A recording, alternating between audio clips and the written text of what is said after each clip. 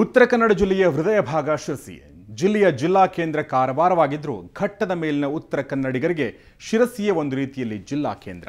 ಅತಿ ಹೆಚ್ಚು ಚಟುವಟಿಕೆಗಳು ನಡೆಯುವ ಶಿರಸಿ ಕ್ಷೇತ್ರದ ರಾಜಕೀಯ ಡೀಟೇಲ್ಸ್ ಇಲ್ಲಿದೆ.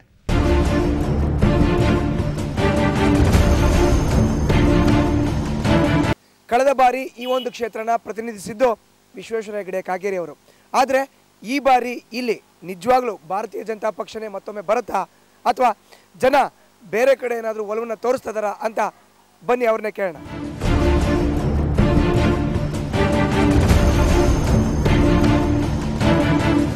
ಮಲೆನಾಡಿನ ಹಚ್ಚ ಹಸಿರನ್ನ ಮೈಹೊದ್ದು ನಿಂತಿರುವ ಕ್ಷೇತ್ರ ಶಿರಸಿ.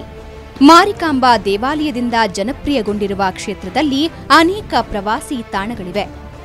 ಉಂಚಳ್ಳಿ ಫಾಲ್ಸ್, ಸೋಂದಾ ಮೊದಲಾದ ತಾಣಗಳನ್ನು ಹೊಂದಿರುವ ಕ್ಷೇತ್ರದಲ್ಲಿ ಶಿರಸಿ ಹಾಗೂ ಸಿದ್ದಾಪುರ ತಾಲೂಕುಗಳು ಸೇರುತ್ತವೆ.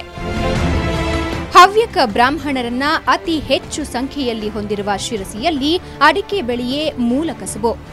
ಹೊರತಾಗಿ ಭತ್ತ, ಏಲಕ್ಕಿ, ಕಾಳುಮೆಣಸು, ಬಾಳೆ ಮೊದಲಾದ ಉಪ ಬೆಳೆಗಳು ಕ್ಷೇತ್ರದುದ್ದಕ್ಕೂ ಕಾಣಸಿಗುತ್ತವೆ. ಸಿದ್ದಾಪುರದ ಭುವನಗಿರಿಯಲ್ಲಿ ಐತಿಹಾಸಿಕ ಭುವನೇಶ್ವರಿ ದೇವಾಲಯವಿದೆ. ಕಾಂಗ್ರೆಸ್ಸಿಗೆ ಕಾಗೇರಿ ಬರೋದು.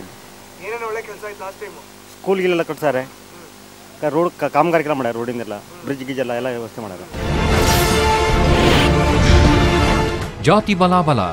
ಬ್ರಾಹ್ಮಣರು ಅಂದಾಜು 45,000, ನಾಮಧಾರಿಗಳು ಅಂದಾಜು 45,000, ಒಕ್ಕಲಿಗರು ಅಂದಾಜು 20,000, ಮಡಿವಾಳರು ಅಂದಾಜು 15,000, ಎಸ್ಟಿ ಅಂದಾಜು 10,000, ಅಲ್ಪಸಂಖ್ಯಾತರು ಅಂದಾಜು 10,000, ಇತರೆ 15,000. ಕ್ಷೇತ್ರದಲ್ಲಿ ಸುಮಾರು 1.7 ಲಕ್ಷ ಮತದಾರರಿದ್ದಾರೆ. ಬ್ರಾಹ್ಮಣರು ಮತ್ತು ನಾಮಧಾರಿಗಳ ಪ್ರಾಬಲ್ಯ ಹೆಚ್ಚಿದೆ. ಒಕ್ಕಲಿಗರು, ಮಡಿವಾಳರು ನಿರ್ಣಾಯಕರು. ಒಂದು ಕಾಲದಲ್ಲಿ ಕಾಂಗ್ರೆಸ್ ಹಾಗೂ ಜನತಾದಳದ ಭದ್ರಕೋಟೆಯಾಗಿದ್ದ ಕ್ಷೇತ್ರವಿದು. ಮಾಜಿ ಮುಖ್ಯಮಂತ್ರಿ ದಿವಂಗತ ರಾಮಕೃಷ್ಣ ಹೆಗಡೆಯವರಿಗೆ ರಾಜಕೀಯ ಭವಿಷ್ಯ ಕೊಟ್ಟ ಕ್ಷೇತ್ರ.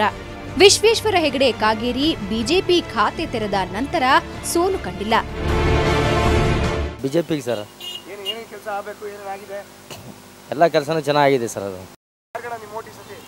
ಈ ಸತಿ ನಮ್ದು ಕಾಂಗ್ರೆಸ್ಸಿಗೆ ಅಂದರೆ ಈ ಸತಿ ಬಿಜೆಪಿಯಿಂದ ಯಾವ ಥರದೊಂದು ಅನುಕೂಲ ಆಗಿಲ್ಲ ಜನತೆಗೆ. ಈ ಸಲ ನಮ್ದು ಹೆಚ್ಚಾಗಿ KJP. ಏನು ಹೇಳೋದಿಲ್ಲ, ರಾಜಕೀಯ ಅಂದ್ರೆ ಹೇಸಿಗೆ ಆಗೋಗ್ಬಿಡುತ್ತೆ. ಕಣದಲ್ಲಿರುವ ಅಭ್ಯರ್ಥಿಗಳು ಬಿಜೆಪಿಯಿಂದ ವಿಶ್ವೇಶ್ವರ ಹೆಗಡೆ ಕಾಗೇರಿ. ಕಾಂಗ್ರೆಸ್ ಪ್ರಕಟ ಆಗಿಲ್ಲ. ಜೆಡಿಎಸ್ನಿಂದ ಶಶಿಭೂಷಣ್ ಹೆಗಡೆ. ಕೆಜೆಪಿ ಪ್ರಕಟ ಆಗಿಲ್ಲ. ಬಿಜೆಪಿಯಿಂದ ಸಚಿವ ವಿಶ್ವೇಶ್ವರ ಹೆಗಡೆ ಕಾಗೇರಿಗೆ ಟಿಕೆಟ್ ಘೋಷಣೆಯಾಗಿದೆ. ಕಾಂಗ್ರೆಸ್ನಲ್ಲಿ ಎಂದಿನಂತೆ ಟಿಕೆಟ್ಗಾಗಿ ಕಿತ್ತಾಟ.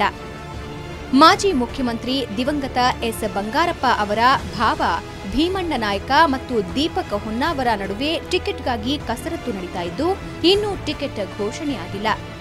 ಇನ್ನು ಕೆಜೆಪಿಯ ಜಿಲ್ಲಾಧ್ಯಕ್ಷರಾಗಿ ಹವ್ಯಕ ಸಮುದಾಯದವರೇ ಆದ ನ್ಯಾಯವಾದಿ ರವಿ ಹೆಗಡೆ ಹೂವಿನಮನೆ ಆಯ್ಕೆಗೊಂಡಿದ್ದಾರೆ. ಕೆಜೆಪಿಯಿಂದ ಇವರ ಹೆಸರು ಕೇಳಿ ಬರ್ತಾ ಇದ್ರೂ ಇನ್ನೂ ಟಿಕೆಟ್ ಸಿಕ್ಕಿಲ್ಲ. ನಮ್ಮದು ಕಾಂಗ್ರೆಸ್ ಈ ಸಲ. ನಮಗೆ CM ಎಲ್ಲ ಒಳ್ಳೆ ಇದ್ದವರು ಆಗಬೇಕು. ನಮ್ಮ ಒಟ್ಟು ಕಾಂಗ್ರೆಸ್ಸಿಗೆ. CM SM Krishna. ಇಷ್ಟೆಲ್ಲ ಕುತೂಹಲ ಕೆರಳಿಸಿರುವ ಕ್ಷೇತ್ರದಲ್ಲಿ ಜನ ಯಾರ ಕಡೆ ಇದ್ದಾರೆ ನೋಡೋಣ ಬನ್ನಿ. ಯಾವ ಪಕ್ಷ ಗೆಲ್ಲಬೇಕು? ಬಿಜೆಪಿ (35.74%),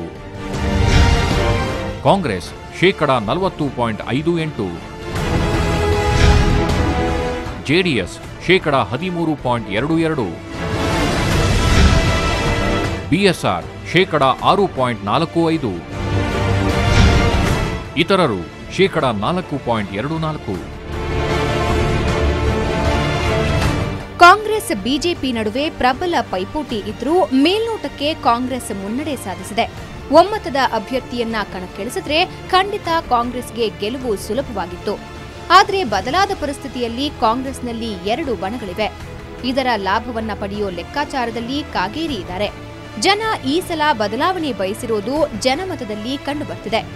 ಹೀಗಾಗಿ ಕೊನೆಯವರೆಗೂ ಈ ಕ್ಷೇತ್ರದಲ್ಲಿ ಕುತೂಹಲ ಖಚಿತ. ಇದು ಒಟ್ಟಾರೆಯಾಗಿ ಶಿರ್ಸಿ ಜನರ ಒಂದು ನಾಡಿಮಿಡಿತ. ಕಳೆದ ಬಾರಿ ಬಿಜೆಪಿಗೆ ನಾವು ಓಟ್ ಹಾಕಿದ್ವಿ, ಈ ಬಾರಿ ಒಂದು ಬದಲಾವಣೆ ಆಗಬೇಕು ಅಂತ ಇದ್ದಾರೆ. ಆದರೆ ಈ ಸರಿನೂ ಬಿಜೆಪಿಗೆ ಓಟ್ ಹಾಕ್ತಾರಾ ಅಥವಾ ನಿಜವಾಗ್ಲೂ ಶಿರ್ಸಿಯ ಜನ ಬದಲಾವಣೆ ತರ್ತಾರಾ ಅನ್ನೋದು ಕಾದು ನೋಡಬೇಕಾಗಿದೆ.